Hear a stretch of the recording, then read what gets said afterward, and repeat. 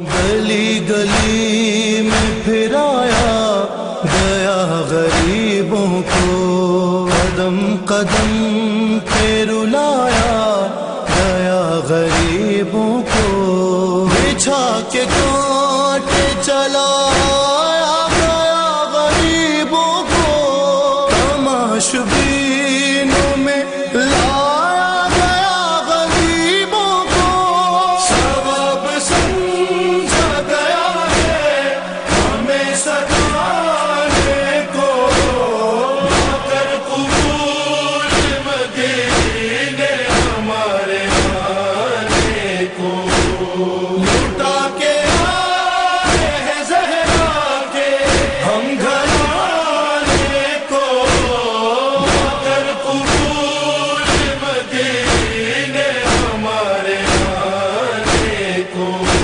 Syria میں پہلی مجلس، باقاعدہ مجلس، وہ تو اہل بیت تو ہر لمحے رو رہے تھے، لیکن باقاعدہ اہتمام کر کے زینب نے بپا کی، یزید سے شرط لگائی نا، پہلی کربلا میں پہلی باقاعدہ مجلس، ماں تو کربلا میں جس وقت سکینہ کے کولے لگ رہے تھے تب بھی وہ یا حسین کہہ رہی تھی، لیکن جو باقاعدہ مجلس ہوتی، صفحہ بچھا کے گھر والے بیٹھے، وہ 40 کے دن زینب لٹے قافلے کو لے کے آئی، 3 دن ہوئے، اور مدینہ منورہ کی پہلی مجلس کے لیے زینب مدینہ پہنچ رہی، رسول مدینہ پہنچے، یہ مجلس کا شروع جملہ تھا، زینب مدینہ پہنچی، یہ آخری جملہ۔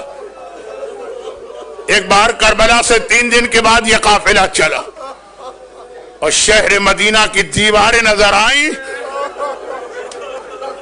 ام کلثوم کی زبان پہ بے اختیار فریاد آ گئی، مدینہ تو جدنا لا تقبلینا، نانا کے مدینہ اب ہمیں قبول نہ کرنا، ہم تیرے اندر آنے کے قابل نہ رہے۔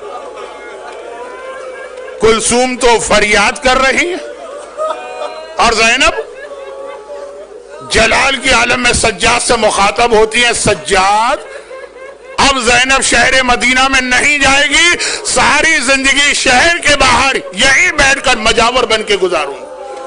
آج بھی مدینے میں وہ جگہ ہے، اگرچہ مدینہ بہت بڑھ گیا۔ سجاد امام ہے، سجاد امام وقت ہے، سجاد امام زمانہ، ہر ایک کو حکم دے سکتا ہے اور دیتا ہے۔ زینب کبریٰ کو کبھی کوئی حکم نہیں دیتے، زینب نے جو کہا امامت سر جھکا کے زینب کی خواہش پورا کرتی ہے۔ شام سے قافلہ چلا تھا، زینب نے کہا سجاد پہلے زندان شام میں اونٹ جائیں گے، سجاد نے اونٹوں کا رخ پھیر دیا۔ چلتے چلتے وہ جگہ آئی جہاں سے 2 سڑکیں جا رہی تھی، ایک مدینہ ایک کربلا۔ زینب نے کہا سجاد میں مدینہ نہیں جاؤں گی، کربلا جاؤں گی، سجاد نے قافلے کا رخ پھیر دیا۔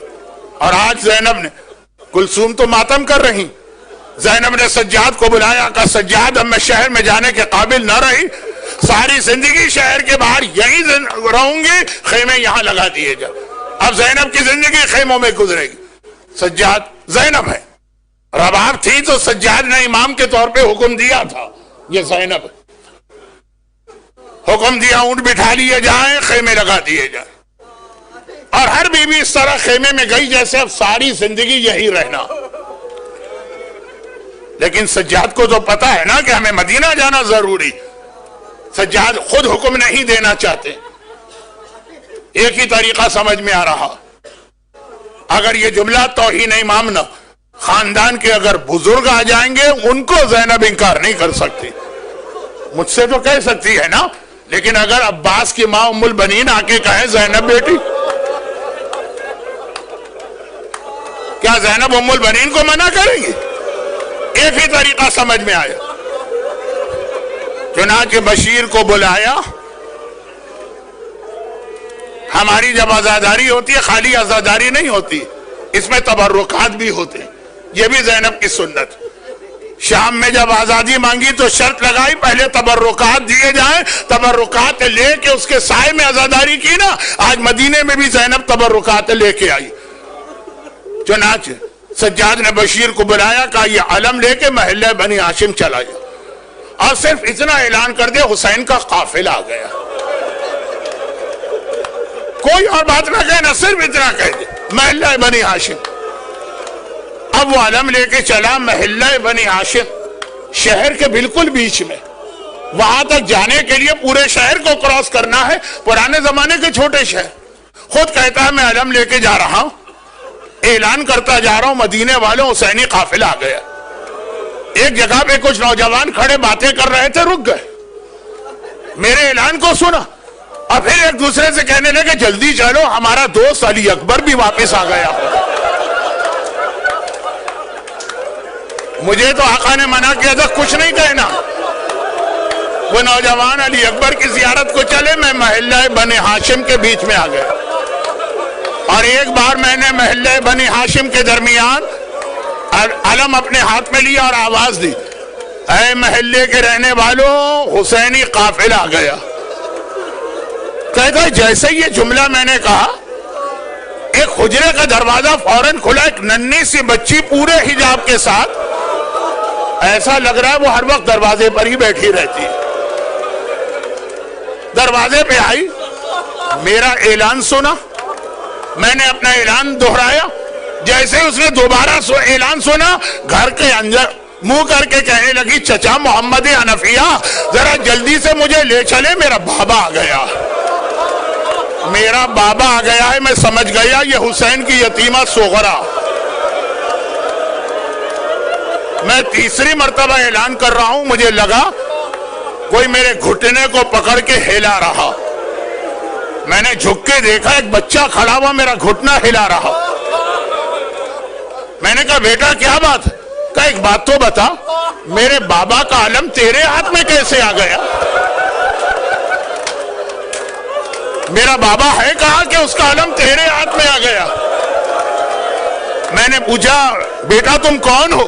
کہا میں عباس علمدار کا بیٹا ہوں، یہ علم لے کے میرا بابا گیا تھا۔ اب میں اس بچے کو کیا جواب دوں؟ میں نے کہا دیکھو تمہارے گھر والے جا رہے ہیں، ان کے ساتھ چلو۔ محمد حنفیہ پورے خاندان کو لے کے شہر مدینہ سے باہر نکلے۔ محمد حنفیہ حسن و حسین کے بعد تیسرے بھائی ہیں۔ ایک مرتبہ دور سے ہی خیمے نظر آئے، چیخ ماری، میرا آقا مارا گیا، میرا حسین مارا گیا۔ لوگوں نے کہا کیسے پتا چلا؟ کہا دیکھتے نہیں جتنے علم ہیں سب کالے رنگ کے نظر آ رہے ہیں۔ اب قافلے میں پہنچے، کہا بس اتنا بتا دو میری بہن زینب کہاں؟ لوگوں نے کہا وہ خیمہ زینب کا۔ وہ گئے اس خیمے میں، لیکن وہ خیمہ زینب کا تو نہیں نکلا، وہ وہاں تو کوئی بہت ہی ضعیفہ خاتون بیٹھی تھی۔ گھبرا کے واپس آئے، کہا ضعیفہ معاف کر دیجئے، میں تو اپنی بہن زینب کا خیمہ سمجھ کے آیا تھا۔ اور وہ ضعیفہ فریاد کرتی ہیں، بھائی محمد حنفیہ یہ کون سا دن آ گیا جو بھائی بہن کو نہیں پہچان رہا؟ انا زینب، انا زینب، انا زینب، میں ہی تو زینب ہوں۔ اور یہ جو سنا تو تڑپ کے کہا شہزادی آپ کی یہ حالت ہے؟ ارے میرا بھتیجا سجاد کہاں ہے؟ کہا کہ وہ خیموں کے باہر نظر آئے گا، باہر نکلے، چاروں طرف ڈھونڈ رہے ہیں، 24 سال کا کوئی جوان نظر آئے، وہاں تو کوئی جوان نظر نہیں آ رہا۔ ہاں ایک 70-75 سال کا بہت بوڑھا آدمی، سر کے بال سفید، داڑھی کے بال سفید، بھووں کے بال سفید، چہرے پہ جھریاں ہیں، کمر جھکی ہوئی۔ آخر مجبوراً اسی کے پاس گئے، کہا کہ اے مرد ضعیف، وہ محمد حنفیہ سے بھی بڑا، میں اپنے بھتیجے، جوان بھتیجے سجاد کو ڈھونڈ رہا ہوں، میرا بھتیجا کہاں؟ ارے وہ کہتا ہے انا علی ابن الحسین، چچا محمد حنفیہ، میں ہی تو آپ کا بھتیجا ہوں۔ میں نے گھبرا کے گلے سے لگایا، ادھر گلے سے لگایا، سجاد فریاد کرنے لگے، چچا ذرا آہستہ، ذرا آہستہ۔ میں نے کہا بیٹا کیا بات ہے؟ کہا چچا 1 سال تک جو خاردار توق گلے میں رہا تھا نا، اس کا زخم اب تک موجود ہے۔ محمد حنفیہ کہتے ہیں سجاد بیٹا یہ تیری کیا حالت ہو گئی ہے؟ سجاد نے کیا کہا؟ بس ایک لفظ کہا چچا الشام الشام الشام. جوانی میں بوڑھا کربلا کے مصائب نے نہیں کیا ہے، وہ شام کے مصائب. آخری 2-3 جملے. زینب نے ایک عجیب منظر دیکھا. خاندان کی ساری بزرگ خواتین آئیں. نانی ام سلمہ ہیں، پھوپھی ام ہانی ہے، ماں ام البنین ہے، ساری خواتین آئی ہیں. صغرا بھی آئی ہے. اب باقی عورتیں تو آگے زینب کو پرسا بھی دے رہی، اب باتیں بھی کر رہی ہیں. صغرا نہ کہیں رک رہی ہے نہ کسی سے بات کر رہی. وہ ایک عجیب کام کرتی. پہلے رباب کے پاس گئی، گود میں جھانک کے دیکھا. پھر آگے بڑھی فروا کے پاس، پھر آگے بڑھی لیلا کے پاس، پھر آگے بڑھی فاطمہ کبریٰ کے پاس، پھر آگے بڑھی کلثوم کے پاس. زینب نے کہا صغرا بیٹی یہ کیا کر رہی ہے؟ ہر ایک کی گود میں جھانک کے کیا دیکھ رہی ہے؟ کہا پھوپھی اماں مجھے کچھ نہیں پوچھنا، مجھے پتا ہے میرا سارا گھرانہ مارا گیا، اب میرا اصغر بھیا تو زندہ ہوگا نا. اصغر کا کلیجے سے لگا کے ایک مرتبہ. آئے زینب کیسے بتائے صغرا تیرا اصغر تو بابا کی گردن میں 3 بھال کے تیر سے شہید ہوا. اور ادھر ام ہانی پھوپھی، ام سلمہ نانی، ام البنین ماں. زینب بیٹی شہر سے باہر نہیں، تمہیں ہمارے ساتھ محلہ بنی ہاشم چل. اب زینب کچھ نہ بولی. ایک بار محلہ بنی ہاشم پہنچی لیکن کہا ایک بات میری مان لیجیے، میں پہلے گھر نہیں جاؤں گی، پہلے نانا کی قبر پہ سلام کرنے جاؤں گی. ساری مسجد خالی کرائی گئی، سارے مرد نکالے گئے، مسجد بند ہوئی. زینب نانا کی قبر پہ پہنچی، کہا نانا اپنی نواسی کا سلام تو لے لے، اور یہ بھی دیکھ لے تیری نواسی، تیری امت نے ہمیں تحفے کیا دیے ہیں وہ لے کے آئی ہے. یہ کہے کہ ایک مرتبہ کرتا نکال کے قبر رسول پہ پھیلایا. قبر رسول سے چیخ چیخ کے رونے کی آواز آنے لگی. کہا نانا تو نے پہچان لیا یہ میرے حسین کا وہ کرتا ہے؟ کرتا بھی تیروں سے چھلنی.